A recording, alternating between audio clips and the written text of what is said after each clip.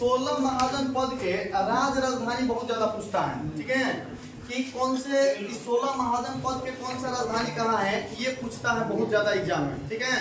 तो हम लोग को ये पढ़ने में मतलब कम से कम 2 दिन 3 दिन लगेगा, ये पूरा हफ्ता लग जाएगा। इसलिए जो 16 महाजन पद होता है उसको हम लोग एक बार में नहीं याद करेंगे, 3 स्टेप में 5-5 को करके हम लोग याद कर लेंगे, ठीक है। फर्स्ट टाइम कितना होता है 5, एक दिन 6 को याद कर लिया जाएगा, ठीक है। 5 आज याद हो जाएगा, 5 कल 10 हो जाएगा, और जो तीसरा दिन होगा उस दिन 6 को याद कर लिया जाएगा, ताकि दिमाग पे भी रहेगा और याद भी हो जाएगा, ठीक है। तो सबसे पहला पॉइंट ये है कि आप लोग को पढ़ाने के लिए जो महाजन पद है 16 महाजन पद, इसमें एक जैन धर्म की ग्रंथ है, जैन धर्म की एक ग्रंथ है, ग्रंथ बहुत सारी है। एक ग्रंथ का नाम है क्या, भगवती सूत्र। क्या नाम है, भगवती सूत्र के जो ये रचना हुआ था वो कौन सी जैन संगति के बैठक में हुआ था, पहला नहीं, किसी में नहीं हुआ था, मतलब पहला में 12 हुआ था और दूसरा में 12 हुआ था। जैसे ये जैन धर्म की पवित्र ग्रंथ में ये लिखवाए हैं, तो यहाँ ये देखना है कि ये जो जैन धर्म की ग्रंथ है भगवती सूत्र, इसमें 16 महाजन पद की चर्चा किया गया है। क्या किया गया है, 16 महाजन पद की चर्चा किया गया है। एग्जाम में क्वेश्चन पूछेगा कि आप बताइए कि जैन धर्म के किस पुस्तक से 16 महाजन पद का उल्लेख मिलता है। पुस्तक कौन हो जाएगी, भगवती सूत्र। कौन सी पुस्तक, जैन धर्म की कौन सा पुस्तक में 16 महाजन पद है, भगवती सूत्र। और एक है बौद्ध धर्म की पुस्तक, बौद्ध धर्म की जो पुस्तक है उसका नाम क्या है, उसका नाम है अंगुत्तर निकाय। क्या नाम है, अंगुत्तर निकाय। अंगुत्तर ये जो निकाय पुस्तक है इसमें भी 16 महाजन पदों को क्या किया गया है, महाजन पद की क्या किया गया है, चर्चा। तो ये दोनों क्वेश्चन समझ में आया। सबसे पहला पॉइंट पूछेगा कि जैन धर्म के ये दोनों पुस्तक, एक पुस्तक ये याद रखिए, एक पुस्तक बौद्ध धर्म का। ऐसे सब पुस्तक पढ़ा दिए हैं, जातक पढ़ा दिए हैं, ललित विस्तार पढ़ा दिए हैं, अंगुत्तर निकाय भी हो जाएगा, त्रिपिटक भी पढ़ा दिए हैं। तो ये दोनों पुस्तक याद रखना है। जैन धर्म की कौन सी पुस्तक, बौद्ध धर्म की। क्वेश्चन पूछेगा कि अंगुत्तर जो निकाय पुस्तक है क्यों प्रसिद्ध है, इसमें 16 महाजन पद की क्या क्या है, ठीक है। जैन धर्म के जो भगवती सूत्र पुस्तक है ये क्यों प्रसिद्ध है, 16 महाजन पद है उसका चर्चा करेंगे। बोलिए किसी को दिक्कत है, ये दोनों क्वेश्चन इंपोर्टेंट है, आप सेट उठा के मारिए, हर जगह मिलेगा ये क्वेश्चन, ठीक है। और ये प्रीवियस भी हो जाएगा, दोनों पूछा गया क्वेश्चन, ठीक है।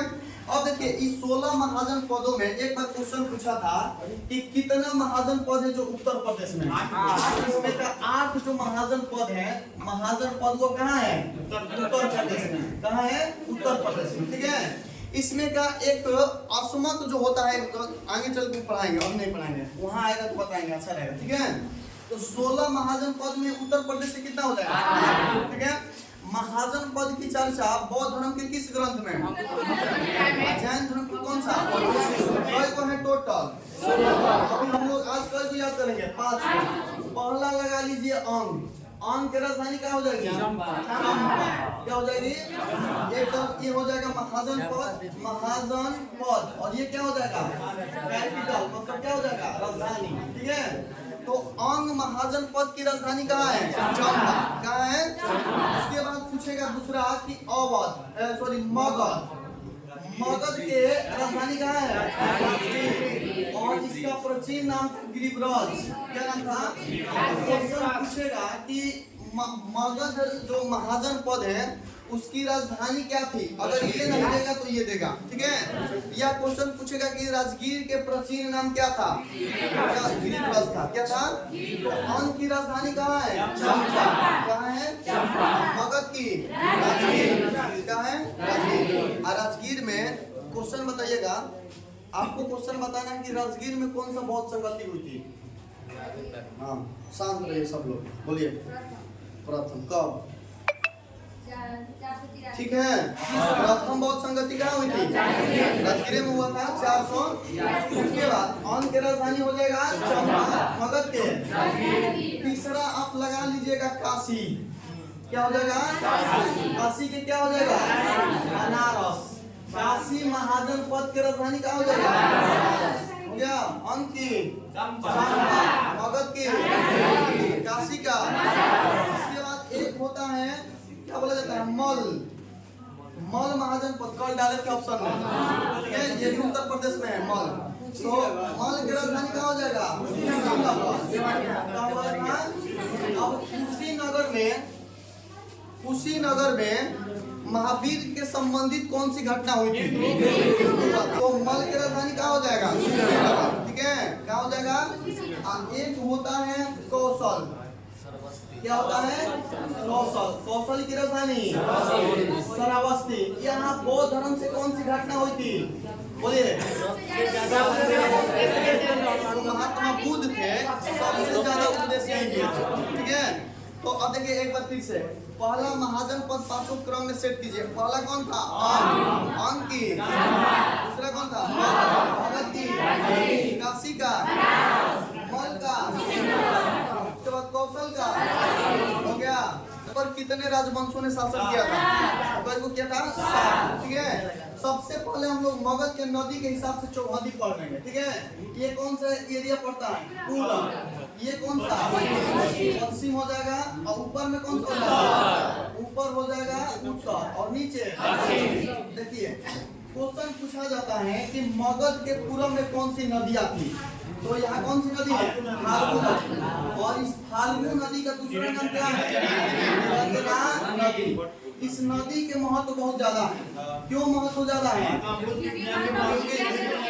जो महात्मा बुद्ध थे, महात्मा बुद्ध जो बौद्ध धर्म के संस्थापक थे, उनको ज्ञान की जो प्राप्ति हुआ था इसी नदी के तट पर हुआ, फाल्गु नदी के तट पर या निरंजना नदी पर। समझ में आ रहा है? उसके बाद देखिए इधर जब आइएगा आप लोग तो कौन सी नदी पड़ेगी? बोलिए। सोन नदी। कौन सी नदी? सोन नदी। तो मगध के पश्चिम में कौन सी नदी? उत्तर में कौन सी नदी? गंगा। कौन सी नदी? गंगा। और नीचे कोई नदी नहीं है, एक पर्वत है विंध्याचल पर्वत। कौन सा पर्वत है? विंध्याचल पर्वत, ठीक है। आराम से समझ लेना है, ठीक है। जैसे ये तो 4 क्वेश्चन ये याद हो गया, बाकी 1-2 क्वेश्चन ये नदी से भी याद करना होगा, ठीक है। तो ये चारों नदी समझ में आ गया है? बताइए मगध जो साम्राज्य था उसके दक्षिण में कौन सा जगह था? विंध्याचल पर्वत, ठीक है। कौन सा था? विंध्याचल पर्वत। पूरब में कौन सा जगह था? उत्तर में कौन सी नदी? पश्चिम में, पूरब में, क्या? अब देखिए, अब इससे क्वेश्चन देखिए, ये जो फाल्गु नदी हो गई, गंगा नदी हो गई, ये सोन नदी जो हो गई, ये बिहार की नदियां हैं, क्या है? और बिहार के भूगोल में इन लोगों का काफी महत्व ज्यादा होता है। सबसे पहला क्वेश्चन गंगा नदी से, ठीक है। मात्र यहाँ ज्यादा नहीं पूछेंगे, यहाँ बहुत सारे क्वेश्चन बनेगा, लेकिन एक क्वेश्चन गंगा नदी के उद्गम आप लोग को बताना है। उसके बाद ये मुहाना कहाँ बनाती है? मुहाना बनाती है बंगाल की खाड़ी में, ठीक है। इसकी लंबाई कितना होता है? 2525। इसको राष्ट्रीय नदी 4 नवंबर 2008, ठीक है। 4 नवंबर 2008 को इसको राष्ट्रीय नदी की दर्जा दिया गया था। लेकिन जब आप बिहार के भूगोल पढ़िएगा तो उसमें गंगा नदी से पढ़ाए हैं कि गंगा नदी मतलब बिहार की जितने नदियां हैं उसको 2 भागों में बांटा गया था। एक पठार से निकलने वाली है, तो उसमें वहां नहीं जाएंगे, नहीं तो टाइम लगेगा। बस यहाँ 4 क्वेश्चन आप लोग याद रखिएगा, ठीक है। गंगा नदी का उद्गम कहाँ से? लंबाई कितना होगा? भारत की सबसे लंबी नदी, बिहार की सबसे लंबी नदी, बिहार की सबसे लंबी गंगा हो जाएगी। भारत में भी सबसे लंबी और बिहार के भी सबसे लंबी, क्योंकि बिहार में 13 को जिला से बहती है, ठीक है। तो बिहार में सबसे भी लंबी ये हो जाएगी और 5 बराबर से बहती है पूरा भारत में, ठीक है। ये नदी से क्लियर हो गया गंगा क्या बोला जाता है? गंगा जो नदी है उद्गम याद हो गया गंगोत्री हिमनद से। और उसके बाद बंगाल की खाड़ी में क्या होता है? मुहाना बनाती है। लंबाई कितना? 2525। कब इसको राष्ट्रीय नदी? 4 नवंबर 2008। अब एक नदी है यहाँ पे सोन नदी। कौन सी नदी? बिहार में इसका विशेषता हो जाएगा कि बिहार में गंगा की सबसे बड़ी सहायक है। गंगा के बिहार में गंगा के सबसे बड़ी सहायक नदी कौन है? नदी होगी सोन नदी। हाँ, बिहार में जैसे गंगा की जितना भी सहायक नदियां हैं उसमें सबसे बड़ी कौन मानी जाएगी? कौन मानी जाएगी? सोन। अब इसका भी उद्गम पूछता है कि ये सोन नदी का उद्गम, सोन नदी का उद्गम आप लोग बताइए, याद है? अमरकंटक की पहाड़ी से। कहाँ से निकलती है? अमरकंटक की पहाड़ी से कौन सी नदी निकली है? ठीक है। और ये मुहाना कहाँ बनाती है? गंगा नदी। हाँ, लेकिन गंगा नदी में कहाँ मिलती है? याद है? नहीं, हाजीपुर में नहीं मिलती है, मनेर से। मनेर से या हाजीपुर में, मनेर से कहाँ किस नदी में मिल जाती है? गंगा नदी। ठीक है। अब मनेर ये बात यहाँ पे है, क्या बोला जाता है? पटना। चलिए, ये जो अब इसका इतिहास समझ में आ गया। फाल्गु नदी जो होती है, निरंजना नदी, इसकी बहुत छोटी नदी होती है। इतिहास में या ज्योग्राफी में इसका उद्गम और मुहाना का चर्चा नहीं किया गया। लेकिन आप एक पॉइंट और यहाँ लिख लीजिएगा कि इसी नदी के तट के पर, इसी नदी के तट पर क्या हुआ था? महात्मा बुद्ध का ज्ञान हुआ, महात्मा बुद्ध के ज्ञान के प्राप्ति हुआ। ठीक है, बात समझ में आ गया। और ये जो विंध्याचल पर्वत है, ये वाला हमारे यहाँ जिसे जब पढ़िएगा ना, तो पर्वत में सबसे ज्यादा खनिज संपदा वाला है। ठीक है, ऐसे पठार बहुत सारे हैं, लेकिन पर्वत में ये सबसे ज्यादा है, विंध्याचल पर्वत। ठीक है, तो ये समझ में आया? बोलिए। अब बताइए, मगध के पूर्व में कौन सी नदी है? कौन सी नदी? फाल्गु नदी का क्या इतिहास है? ठीक है। उसके बाद अगर पूछेगा कि उत्तर में कौन सी नदी है? गंगा की लंबाई कितनी है? अच्छा, गंगा की सबसे बड़ी सहायक नदी है सोन का उद्गम। एक और नदियां निकलती हैं अमरकंटक से, नर्मदा नदी। याद रखिएगा, दो गो अमरकंटक से निकलती हैं, एक सोन और एक नर्मदा। ठीक है। और ये मनेर से गंगा नदी में क्या होती है? गंगा नदी की टोटल लंबाई समझ में आ गया? तो याद हो गया? बोलिए, इतना क्वेश्चन समझ में आया? फिर से बताएं। 16 महाजन पदों में कौन सा था? सबसे प्रमुख कौन था? मगध। अब ये जो मगध था, इसमें 7 वंशों का शासन था। कई वंशों का? एक बार के क्वेश्चन पूछा था कि मगध पर कितने वंशों ने शासन किया था? 7। कौन सा वंश? 7 वंशों ने। ठीक है। इसका ट्रिक है, सब लोग यही पढ़ाते हैं। कौन सा ट्रिक? हसीन, मसूक सा। ठीक है। हाँ, इससे 7 वंश का नाम निकल जाएगा। ठीक है। तो मगध में कितने वंशों ने? 7। ट्रिक क्या था? हसीन मसूक सा। हसीन मसूक सा। से क्या हो जाएगा? सी से क्या हो जाएगा? शिशु नागवंश। कौन सा वंश? शिशु नागवंश। न से हो जाएगा नंद वंश। कौन सा वंश? म से मौर्य वंश। उसके बाद देखिए, शुभ है, एक सी है, सु है, इससे क्या हो जाएगा? सुंग वंश। कौन सा वंश? क से कौन होता है? वंश। से संत। यही 7 को जो वंश था, वो मगध पर शासन किया है। तो वंश 7। पहला देखिए, पहला ट्रिक में हसीन शब्द आ रहा है।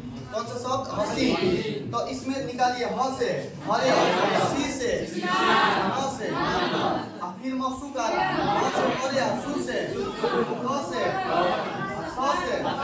क्या हो गया? मगध पे टोटल कई गो वंश? पहला वंश कौन था?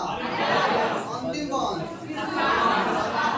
पहला वंश हरियर, अंतिम। देखिए, अब इसमें 2 गो विदेशी आक्रमण हुआ है इसके बीच में। ये 2 को जो हुआ है, क्या हुआ है? विदेशी आक्रमण। सबसे पहले मौर्य वंश, देखिए नंद वंश, सुनिए ध्यान से सुनिएगा, क्वेश्चन है यहाँ पर, मतलब दिक्कत होगा। नंद वंश के पतन के बाद, मतलब जिसे नंद वंश समाप्त हुआ और मौर्य वंश के उत्पन्न से पहले 2 को विदेशी आक्रमण बीच में हुआ है। ठीक है। पहला ईरान के हकमानी वंश के राजा डेरियस प्रथम किया था, और जब डेरियस प्रथम को हरा दिया सिकंदर, कौन हराया? सिकंदर। तो यहाँ सिकंदर जो था यूनान का था। ठीक है। तो यूनान और ईरान दोनों ने नंद वंश के पतन और मौर्य वंश के उत्पन्न से पहले इन्होंने क्या किया था, आक्रमण किया था। अब ये जो ईरान के हकमानी वंश के राजा डेरियस प्रथम थे, उनको हराया था सिकंदर। और सिकंदर अपने आप में मतलब हाई के विस्तार के युद्ध में मतलब हार गया और स्वतंत्रता स्वीकार कर लिया, तो इसका पतन वहाँ पे हो गया। तो ये जैसे ही हम लोग नंद वंश खत्म करेंगे तो ये दोनों विदेशी आक्रमण पढ़ना है और यहाँ सिकंदर की पूरा जीवनी पढ़ना है, ठीक है।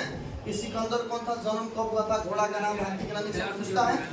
तो ये बात समझ में आ गया कि मगध पे कई को वंश था, 7। इसमें पहला कौन सा होगा, और हम लोग आप लोग पढ़ेंगे कौन, हर्यक वंश। पहला वंश स्टार्ट किया जाए, हर्यक वंश। आज यही केवल हर्यक वंश ही पढ़ाएंगे। पहला वंश था हर्यक वंश, ठीक है। कौन सा वंश था, देखिए अगर आप लोग ये सब लुसेंट क्वेश्चन पढ़िएगा तो हर्यक वंश के संस्थापक दिया है कि बिंबिसार ने किया था, ठीक है। लेकिन हर्यक वंश के उससे भी पहले स्थापना हुआ था जिसके संस्थापक थे बृहद्रथ। कौन थे, हर्यक वंश के संस्थापक कौन थे, संस्थापक थे बृहद्रथ। बृहद्रथ कौन थे, क्वेश्चन पूछेगा कि हर्यक वंश के संस्थापक कौन थे, बृहद्रथ। जब बृहद्रथ हर्यक वंश के गद्दी पर बैठा तो इन्होंने अपनी राजधानी जो है ना, राजधानी राजगीर को ही बनाया था। किसको बनाया, राजगीर को। तो बृहद्रथ के समय मगध की राजधानी कहाँ थी, मतलब हर्यक वंश की राजधानी कहाँ हो जाएगी, बोलिए, राजगीर में। लेकिन इतिहास यह साक्ष्य नहीं दिया है, इतिहास जो था, इतिहास यह साक्ष्य नहीं दिया है कि हर्यक वंश की स्थापना ये बृहद्रथ ही किया था, मतलब इसको इतिहास में माना नहीं गया है। लेकिन अगर आप पढ़िएगा रामायण महाभारत की बात तो उसमें लिखा गया है कि हर्यक वंश के स्थापना कौन किए थे, बृहद्रथ। लेकिन इतिहास इसको क्या क्या है, इतिहास जो है इसको माना नहीं है, क्या क्या है, माना नहीं है। इसीलिए क्वेश्चन पूछेगा कि हर्यक वंश के वास्तविक संस्थापक कौन थे, तो ये हो जाएंगे कौन सा, बिंबिसार। कौन सा हो जाएंगे, बिंबिसार, ठीक है। तो क्वेश्चन पूछेगा कि हर्यक वंश के वास्तविक संस्थापक कौन हो जाएंगे, बिंबिसार। जब बिंबिसार गद्दी पर बैठा हर्यक वंश के, तो इन्होंने भी अपनी राजधानी कहाँ बनाया, राजगीर। किसको बनाया, तो बिंबिसार के समय हर्यक वंश की राजधानी कहाँ थी, बृहद्रथ के समय राजगीर था, ठीक है। जब ये क्या किया था, इनका मुख्य नीति था हर्यक वंश का, इसको प्रीतहंता वंश भी कहा जाता था। क्या कहा जाता था, प्रीतहंता, क्योंकि इसमें जितना भी राजा इसके बाद वाला आए हैं, जैसे बिंबिसार हो गया, बिंबिसार के जो बेटा था इनको हत्या कर दिया, फिर उसको उनका बेटा हत्या किया, फिर उसको उनका बेटा हत्या किया, मतलब अपने पिता को हत्या कर करके ये लोग गद्दी पर बैठे थे, इसलिए क्या कहा जाता था, प्रीतहंता। एक बार क्वेश्चन पूछा था कि किस वंश को प्रीतहंता वंश कहा जाता है, हर्यक वंश को, ठीक है। इन्होंने क्या करा था, क्षेत्र का विस्तार करा था, शादी के माध्यम से ये क्या करा था, माध्यम से ये क्षेत्र का क्या करा था, क्षेत्र का विस्तार। अब बताइए कि आप लोग दिमाग लगाइए कि ये शादी के माध्यम से इनका क्षेत्र का विस्तार कैसे होता होगा। तो ये जो राजा थे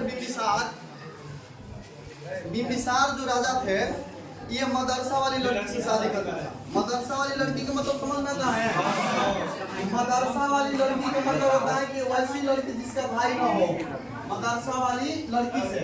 और ये चुन चुन के शादी करता था उसी लोग से, ताकि उनका भाई नहीं मिलेगा तो उनका सारा साम्राज्य क्या होगा, इसका हो जाएगा, ठीक है।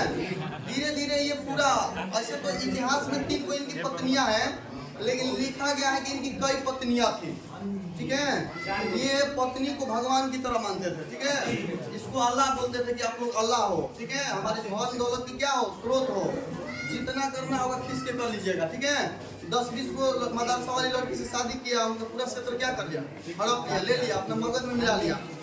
तो क्वेश्चन पूछता है, सुनिए, कि हर्यक वंश में क्षेत्र का विस्तार किस विधि द्वारा हुआ था, शादी के माध्यम से, विवाह के माध्यम से हुआ था, ठीक है। और ये मदरसा वाली लड़की से शादी करके उनका क्षेत्र क्या कर लिया था, ऐसे इनकी 3 पत्नियां थी। एक का नाम था महाकौशला, क्या था, एक का नाम चेलना, और एक का नाम था क्षेमा, ठीक है। और पता न कई को इनकी पत्नियां हैं, बहुत सारी पत्नियां हैं, लेकिन इतिहास में ये 3 को लिखा गया है। तो हम लोग भी 3 को याद करेंगे, महाकौशला, उसके बाद चेतना, उसके बाद, ठीक है, ये 3 इनकी पत्नियां थी। उसके बाद इन्होंने क्या किया कि ये हर तरीका से साम्राज्य स्थापित करने की कोशिश कर रहे थे, मतलब जैसा भी हो, ठीक है, कल छल बल तीनों। अब इन्होंने क्या किया कि एक जैसे ये मगध का एरिया हो गया, जैसे ये मैप में मगध हो गया, ये मगध हो गया, और ये था अवंती। उस समय क्या था? उस समय अवंती के राजा थे। जब ये बिंबिसार जो गद्दी पर बैठा था मगध के, उस समय अवंती के राजा थे चंद्र प्रकोप। क्या नाम था उसका? चंद्र प्रकोप। ये जो चंद्र प्रकोप थे ये, और यहाँ के राजा कौन थे? बिंबिसार। अब ये क्या कहते हैं कि चंद्र प्रकोप की बहुत खतरनाक बीमारी हो गई, जिसको कहीं कहीं इतिहास में प्लेग भी लिखा, ठीक है, समझ में आ गया? कहीं कहीं लाइलाज लिखा, लाइलाज नामक बीमारी, ठीक है। तो इनको प्लेग बीमारी हो गई थी और ये बेचारा मरने वाले थे। इनका इलाज बहुत जगह करवाए, इनका इलाज मतलब सुधर नहीं रहा था। इस बात को पता चल गया मगध बिंबिसार को, और ये राजा जो होता था ना, पहले उन लोग अपने दरबार में हर चीज रखते थे, खाना बनाने वाला बाबूची रखते थे, ठीक है, राज वैद्य मतलब डॉक्टर रखते थे। उस समय डॉक्टर को वैद्य कहा जाता था। तो इनके दरबार में ये अपना खुद के लिए, अपने दरबार के लोगों के लिए इलाज के लिए एक डॉक्टर रखते थे जिसका नाम था जीवक। क्या नाम था? जीवक। ये जीवक को भेज दिया इनको इलाज करने के लिए, ठीक है। और जीवक क्या किया कि इनका इलाज किया, किसका? चंद्र प्रकोप का, और इनकी तबीयत क्या हो गई? सुधर गई। अब ये जो चंद्र प्रकोप था खुश हो गया, कहा कि आपके ही बदौलत हम अभी तक जिंदा हैं। आप एक काम करिए, ये पूरा ले लीजिए, अवंती को मगध में क्या करिए? मिला लीजिए। और ये यही चाहता था, ठीक है, और ये क्या कर लिया? अवंती को मगध में क्या कर लिया? उसके बाद इनकी अंतिम इच्छा हुई कि हम वैशाली को भी लूटेंगे, जैसे हो वैशाली को भी आक्रमण करेंगे, हम अपने साम्राज्य में मगध में क्या करेंगे? मिलाएंगे। इन्होंने भी बेचारा वैशाली पे पूरा कोशिश किया हराने के लिए वैशाली को, ठीक है, लेकिन वैशाली को ये जीत नहीं पाए, अधूरा ही छोड़ दिए। तब तक इनका बेटा था क्या? इनकी बेटा अजातशत्रु ने इनको क्या कर लिया? हत्या कर लिया। हत्या करके क्या कर दिए? अपने काबिल पर बैठ गए, ठीक है। तो ये कहानी समझ में आया? तो बोलिए, आर्यक वंश के संस्थापक कौन थे? प्रहलाद, ठीक है। क्या इसको इतिहास साक्ष्य माना है? लेकिन बृहद्रथ के समय राजधानी कहाँ थी? जब इतिहास इसका साक्ष्य नहीं माना है, तो इसकी स्थापना किसने किया था? बिंबिसार के समय राजधानी कहाँ थी? राजगीर। कहाँ थी? राजगीर। अपनी क्षेत्र का विस्तार कैसे करते थे? शादी करके। कैसी लड़की से? मदरसा वाली लड़की से शादी। आजकल तो बहुत लोग भड़कते हैं मदरसा वाली लड़की से, बहुत लोग बोलते हैं कि भाई नहीं तुम शादी नहीं करोगे। फिर वो जो बाद में सब आता है ना, क्या बोला जाता है, खाने होने के लिए सब गलेवा उलेवा बोला जाता है, उसके साथ कौन आएगा? गांव का भाई आएगा, चलता है समाज में। तो ये लोग राजा थे, इन लोग का भाई से क्या मतलब था? आपका भाई रहो नहीं मत रहो, तुम मत आओ, कभी मत आओ, ये साम्राज्य दे दो, ठीक है। कोई तिलवा थोड़ी लेके आना है, तिलवा लेके आने की भाई की जरूरत है। आपके जमीन से काम है, साम्राज्य ले लिए, आपको छोड़ देंगे, ठीक है, छोड़ देंगे, आप हटिए, फिर दूसरा लाइन लगा देंगे और दूसरा का क्षेत्र मिला, कई पैसे इसी करके साम्राज्य बना दिया। मगध इतना थोड़ी बना, ऐसे ही थोड़ी बना है। 7 गो वंश ने शासन किया है और मैं कई गो ब्याह किया है, ठीक है, कई गो शादी किया है। तो इन लोग का इतिहास में, पूरा इतिहास में इसीलिए तो विवाद हुआ है, शादी की वजह से। अकबर, बाबर, औरंगजेब जितना भी किया है, सब कई कई को शादी किया है, ठीक है। किसी की पत्नी जहरे खा के मर जाती है, किसी की पत्नी रूसिए जाती है, ठीक है। अब 3 को रखिएगा, 4 को रखिएगा, तो ये सब इतिहास है और ये विवाद है इतिहास में। देखिए, जब ये बिंबिसार था, मगध की गद्दी पर बैठा था, उस समय अवंती के राजा कौन थे? चंद्र प्रकोप। चंद्र प्रकोप की कौन सी बीमारी थी? लेकिन उसका इलाज कौन किया था? कौन किया था? जीवक। किसका राजवंश था? बिंबिसार का राजवंश था। बिंबिसार की अंतिम इच्छा किस साम्राज्य को जीतना था? क्या यह वैशाली को जीता? लेकिन इनका सपना इनका बेटा पूरा किया, अजातशत्रु, ठीक है। वो अभी पढ़ा दे छोड़ दे,